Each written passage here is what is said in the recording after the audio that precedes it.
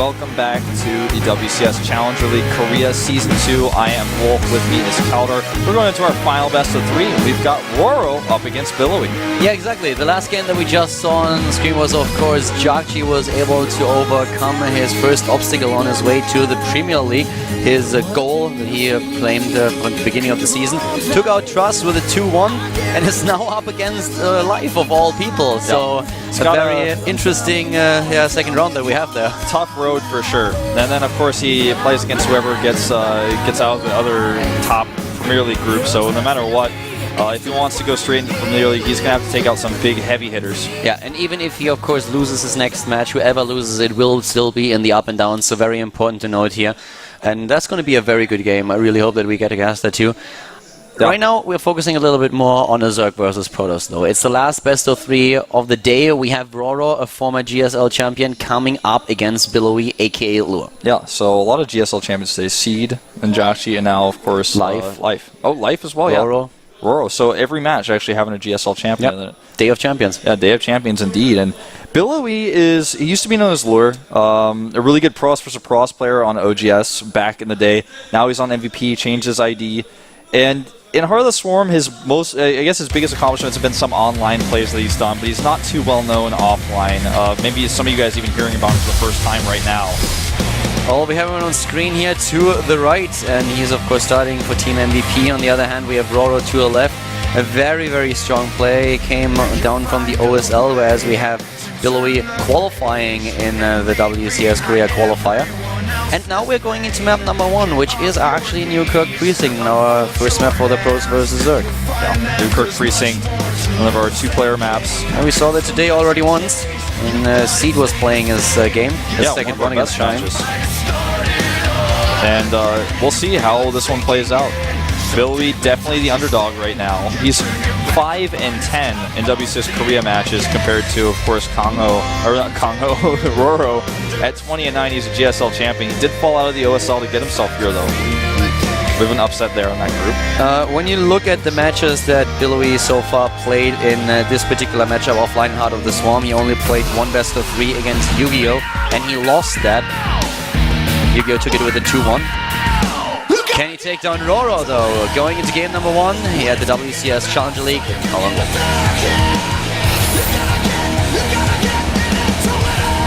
And starting to the bottom right of the map in blue, we have our Zerg player. It is Samsung Khan, RorO. a lot of Samsung Khan players today doing quite well for themselves, at least the Zerg so far. Shine qualifying over Seed, and now RorO is going up against another Protoss player. So let's see what he can do here. To the bottom left of the map for Team MVP, we have MVP Billowy. Kind of like a sail in the wind, or a flag maybe. a little bit blowy for sure. Yeah, I'm like trying to think of what other things could be Billowy. All I can think of is like sails or a flag in the wind. Maybe like your laundry that's hanging on the hanger. Don't know. Or maybe just an MVP Protoss. That could be Billowy as well. We could call them though. Yeah. We're not gonna do that. But we talked a little bit about that in offline matches in Heart of the Swarm. Billowy didn't play too many matches against Zerg just yet. On the other hand, we have RorO with already 23 maps played against Protoss players. Of course, most of these matches have been played in Pro League, and he is quite successful. He doesn't have the best statistics, but he still has a 52% win ratio. He won 12 of those maps and lost 11, so it's not like he is the Protoss sniper that you're gonna see in an all-kill format, but he is definitely solid, especially given the quality of players that he's been facing. Yeah, I mean, he is basically the more accomplished player and the more experienced player by far. That is definitely true. I mean, Billowy only having one offline match, just one. That's saying something enough already. Well, here's his second one, and he's gonna make it count. See if he can get his nerves away. I mean, he has played a lot of offline matches in Wings of Liberty as well, so don't forget that. But still, here comes the Overlord Scout. We'll see that it is a very quick forge, followed up by the Gateway even. 4 lings. They come across the map, but he's not going to be able to get in. Yeah, that's not very likely to happen. I mean, for now, we actually have for the Zerg player with the opening that he has, yeah, all the safety in the world. It's not going to get in with anything, but like on a map like this, you want to get your scouting out as fast as possible, and especially the overlords, of course, are being sent out to the left immediately. You can try to get into a position at the bottom left, all the way to the bottom left, and get in from a very different angle. And you will find out what tech your opponent chooses here. This is one of those maps as a Zerg where you know exactly where to position the overlords and where it's very easy for you to get those information. Looks like he will actually get into the natural. Probe tries to chase here. Core is just a bit too late. And he's going to actually, well, depends on the micro here. Oh, good micro by both players. No concrete damage done, but mining has been delayed. I like that he keeps the weakened probe away for a while. Yeah, that's actually really annoying here. RorO has great micro and he's using that. If you suddenly have 3 Zerglings in your base, that is so annoying. All the mining time lost here, and it's of course also a point where you have to focus on over and over again. He's trying to snipe. Decent micro so far by Billowy, but just look at how much mining time he loses here.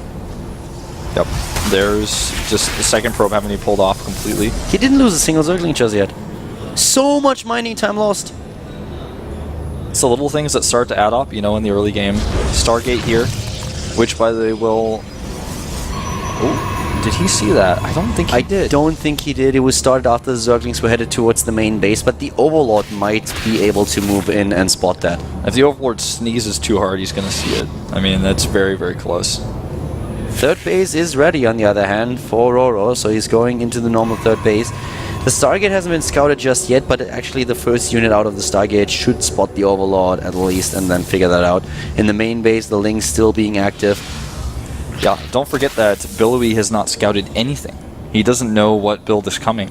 He doesn't know his third base, he doesn't know if there... For all he knows, there could be a Banling all incoming. He has no idea. So, obviously less likely, but he's playing blind right now. And the Overlord sees it. It's a Phoenix. Yeah, that's exactly what we were waiting for a little bit earlier, so he knows exactly what's going on, and that Overlord will pay for that information with his life. There's no way to run away. Even if it runs really, really fast right now, the Phoenix is going to catch up. No such thing as an Overlord going very, very fast. Even on ×8 speed on the replay, it's like, well, he's pretty slow. Yeah.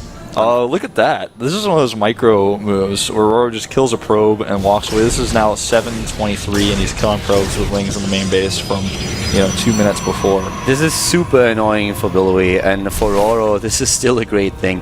He has all the information that he needs, and he's just distracting his opponent the entire time while hitting his own timings, going straight into the lair tech here. And it's great. For him, it's really a great way to open up this game. He's already getting ahead of his opponent. Yeah. He already knows exactly what's coming. He does not see the robotics, but that's something that, in this case, is not going to be like a deadly thing that not seeing it is going to cost you a lot. It's an expected response. The 5 gateways that are being added, on the other hand, that is not an expected response. Yeah, that is actually true. I mean, that is something where we already see that Billowy wants to be like super aggressive here. And we have now Spore Crawlers, of course, being built, but the additional Warp Prism is on the way, and that Warp Prism got a bit of a speed bonus. Yeah, I think that this is one of those JYP builds where he just clears the Overlords, and he's just going to fly across into the main. It's a really nice trick because your opponent thinks you're going Phoenixes and you're just transitioning into Robo, but in reality you're cleaning up Overlords to do a drop, and then the drop comes in, force fields go down on the ramp, and you might lose your main base for it. Hydra's Den, though, on the other hand, will be helpful. Yeah, exactly. The Hydra Den is a great response here. With the Hydras, you can do a lot, and oh my god, I love that we suddenly have a hallucinated Warp Prism here. Just make sure you use it, though. There he goes. This looks a little bit weird.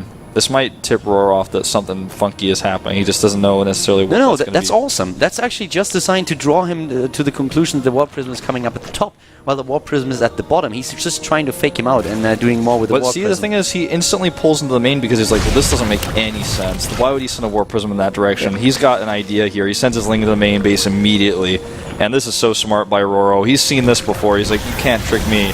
But he's still going to get, a lot of pressure put on him by these gateways. I can guarantee you that RorO has not seen that fake, but the fake didn't work. The fake was like a little bit too, like it was obvious that the only way for the Warp Prism to do damage was a block at the main base. That's why he has those there. But he did never assume that that was a hallucination.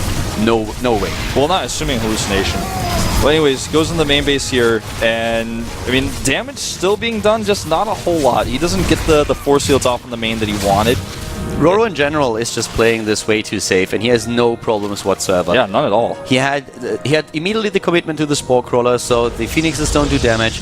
And Billowy at this point, Billowy, in my opinion, is going down hard. With if we see Swarm Hosts now, and that's for me like the only way, the only reason why we currently see the fast infestation pit. Could go into Hive and go for a couple of Vipers, but usually we see the Swarm Host.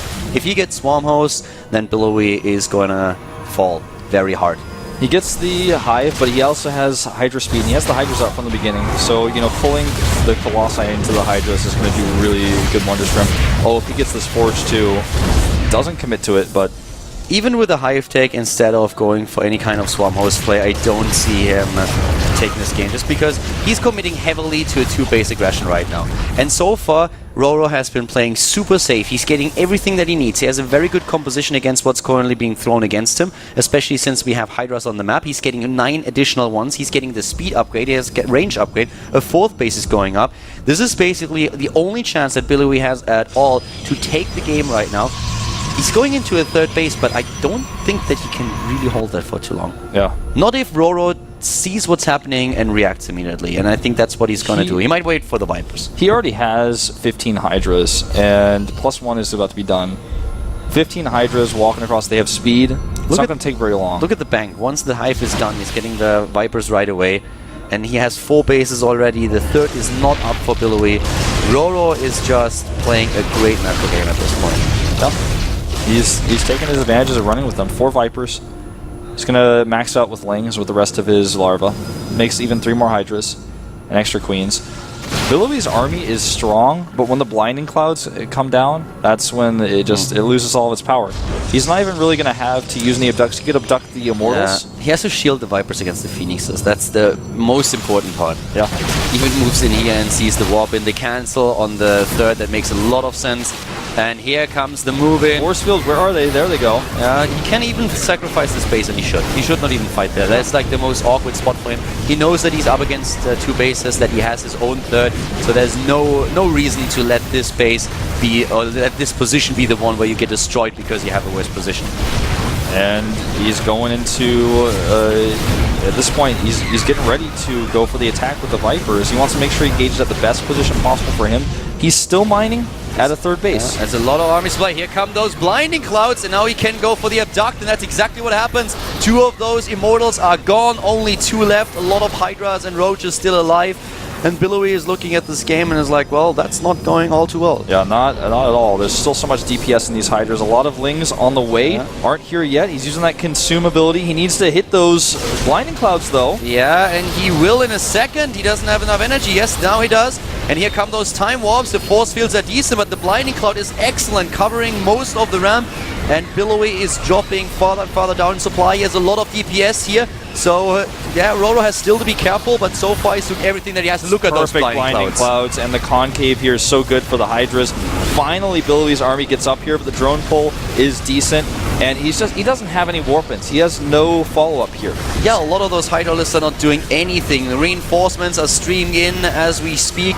He needs to take out those Immortals. That's the one thing that he really needs to make happen. But the Queens are now even moving in, and RorO is well aware that the only thing he has to do in this game is stop this attack, and then he will have no problem taking the match. Yeah, he has the better economy, he has the better production, he's got the better worker count. GG. GG and game over.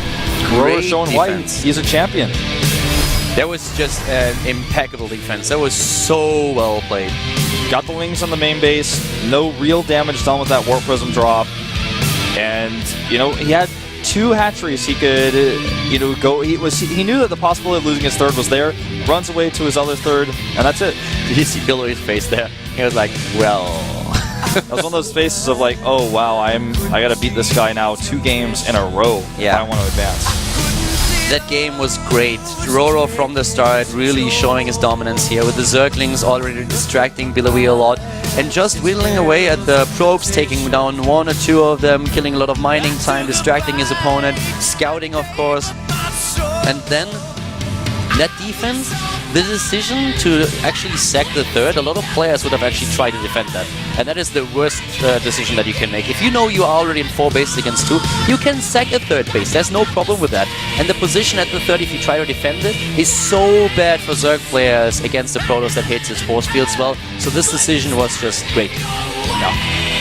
Well, this is our second and potentially last map before RorO plays like it did in Game 1. It very likely will be. It's Whirlwind, a very big 4-player map. Going into the game right now here at the WCS Challenger League, RorO versus Billowy, the last best of 3 of the day. Brought to you by Color Wolf.